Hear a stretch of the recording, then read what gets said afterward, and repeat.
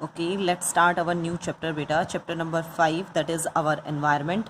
सबसे पहले हम बात करते हैं कि एनवायरनमेंट है क्या, what is the definition of the environment.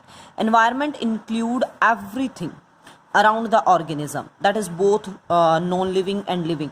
मतलब आपके सराउंडिंग में एक लिविंग ऑर्गेनिज्म के, एक ऑर्गेनिज्म के सराउंडिंग में जितने भी फैक्टर हैं, नॉन लिविंग जिन्हें हम एबायोटिक भी नाम दे देते हैं और लिविंग जिन्हें हम बायोटिक कंपोनेंट भी कह देते हैं, वो दोनों मिलकर आपस में क्या हैं, एनवायरनमेंट फॉर्म करते हैं, एनवायरनमेंट बनाते हैं। Now the next definition is ecosystem. It may be defined as the structural and functional unit of biosphere. Biosphere जो कंप्लीट है आपके पास यूनिट, उस बायोस्फीयर की जो स्ट्रक्चरल और फंक्शनल यूनिट, एक्चुअल में जो काम करने वाली यूनिट है, वो क्या है, ecosystem. It comprises of living organism and their non living. ये लिविंग ऑर्गेनिज्म और उनके नॉन लिविंग एनवायरनमेंट दोनों को मिला के बनती है, जो वो दोनों एक दूसरे के साथ इंटरेक्ट करते हैं फूड चेन, केमिकल साइकिल्स के थ्रू। एक पूरा सपोर्टिंग सिस्टम जब तैयार होता है तो उसे नाम दिया जाता है इकोसिस्टम। अगर आप इसकी एक और छोटी डेफिनेशन देना चाहो तो क्या दे सकते हो आप, biotic community and its biotope. Biotope word use हुआ उनके नॉन लिविंग कंपोनेंट्स के लिए। एक बायोटिक कम्युनिटी और उसका बायोटॉप दोनों मिलकर आपस में क्या बनाते हैं, इकोसिस्टम। नेक्स्ट अगर हम बात करें टाइप ऑफ इकोसिस्टम, बहुत ईजी चैप्टर है बेटा ये आपका। इन द बायोस्फीयर इकोसिस्टम में be classified into various type, जैसे आपका natural ecosystem, these are ecosystem which operate in nature by themselves without any human interference. ये इकोसिस्टम में खुद से ही ऑपरेट होते रहते हैं, इन्हें ह्यूमन की इंटरफेरेंस की ज़रूरत ही नहीं है। अगर ह्यूमन इंटरफेयर करे तो इवन प्रॉब्लम ही क्रिएट करता है, जैसे फॉरेस्ट है, ocean, desert, grassland, pond, lake etcetera. उन सबको हम क्या कहेंगे, जो बिना ह्यूमन एक्टिविटीज़ के भी नेचुरल वे में प्रॉपरली काम करे, that is known as natural ecosystem. Next है बेटा artificial ecosystem. These are maintained by the man and that's why they are called man-made ecosystem. इन्हें जो मैन है, वो ह्यूमंस जो है उसकी हेल्प से मेंटेन किया जाता है। इवन वही उनकी जो है देख रेख करते हैं, like garden, aquarium, crop land etcetera. Artificial ecosystem temporary, जो थोड़े टाइम के लिए बने। These are short lived ecosystem which may be natural और मैन मेड, कैसे भी हो सकते हैं, जैसे लेबोरेटरी कल्चर ऑफ प्रोटोजोआ, या बारिश के दिनों में कोई आपके पास लो लाइंग एरिया है, उसमें पानी इकट्ठा हो गया और वहाँ पे कुछ larval stages start to grow, whatever you want to say. Permanent ecosystem, these are the self supporting natural ecosystem that maintain themselves for long duration. ये खुद से ही खुद को मेंटेन करते हैं, लॉन्ग ड्यूरेशन के लिए रहते हैं, like forest, desert etcetera. Small ecosystem, these are small in size और इन्हें माइक्रो इकोसिस्टम भी नाम दिया जाता है, like a flower pot. Large ecosystem, these are very large size ecosystem and also known as macro ecosystem, like forest, ocean, desert. आप इनको इनके एग्जाम्पल में ला सकते हो।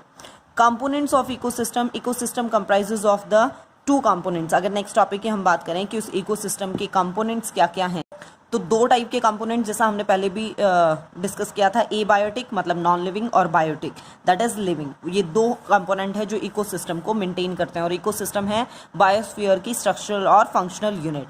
तो देखिए abiotic component, these include all the non living factors of the environment. जितने भी नॉन लिविंग फैक्टर है, टेम्परेचर, ह्यूमिडिटी, रेनफॉल, सब इसके अंडर आ जाएंगे। लाइक जैसे ये फैक्टर्स भी कौन कौन से आपके हम इसमें कैटेगराइज करें, तो फर्स्ट है आपके पास inorganic substances. Inorganic substances like carbon, nitrogen, oxygen, calcium, phosphorus etcetera, and they are compounds like the water, carbon dioxide etc. forms the main abiotic component inorganic category में।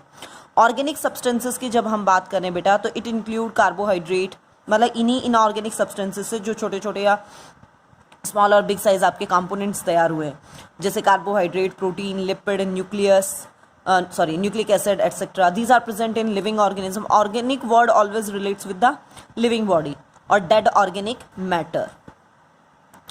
Climatic condition, it includes the light, temperature, humidity, rainfall etc.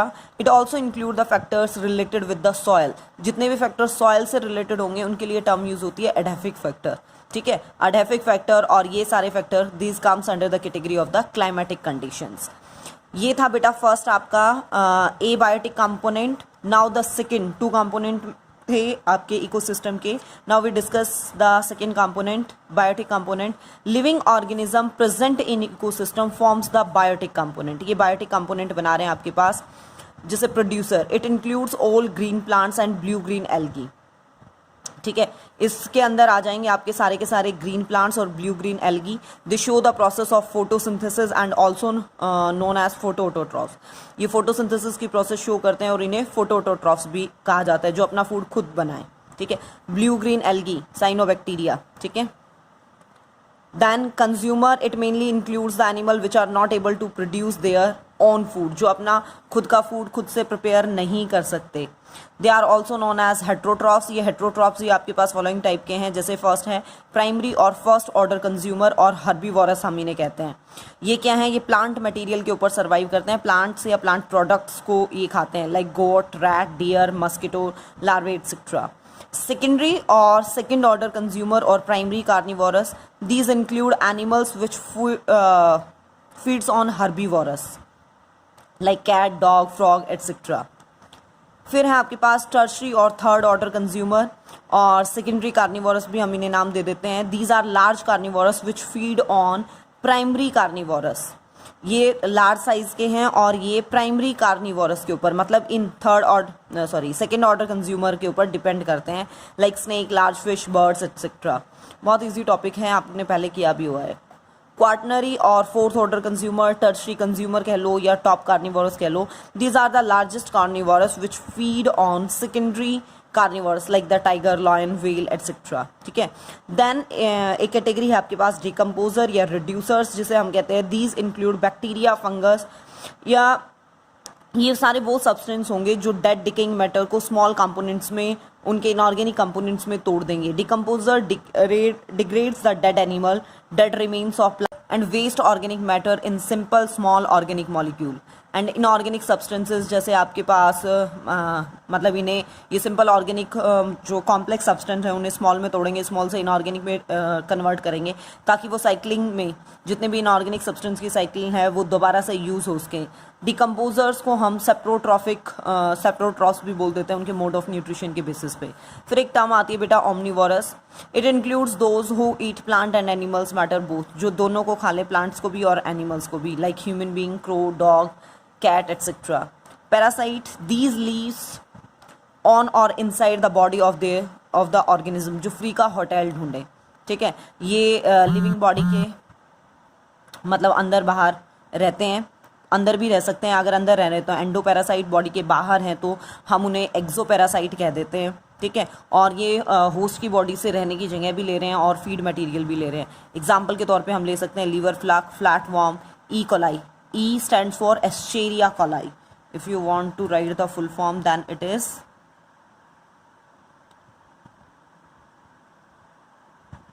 एस्चेरिया coli.